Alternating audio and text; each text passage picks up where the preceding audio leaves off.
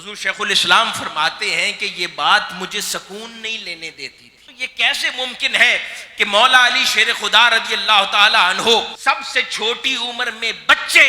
تاجدار کائنات صلی اللہ علیہ وسلم پر ایمان لانے والے بھی پہلے ہوں، پھر تاجدار کائنات صلی اللہ علیہ وسلم نے آپ کو شرف دامادی بھی عطا فرما رکھا ہو، اور جب احادیث مبارکہ کا بیان آئے تو صرف 536 احادیث آپ سے منسوب نظر آتی ہیں۔ تو حضور شیخ الاسلام فرماتے ہیں میں نے تمام احادیث مبارکہ کی جتنی کتب ہیں ان کا اثر نو صرف اس نیت سے مطالعہ شروع کیا کہ میں مولا علی شیر خدا کی روایات کو خود پڑھ کے نکال کر لگ کروں، اور آپ کو مبارک ہو، آپ نے حدیث کی کتب میں غوطہ زنی کر کے مولا علی شیر خدا رضی اللہ تعالی عنہ سے آپ کی روایت کردہ 15,266 احادیث مبارکہ،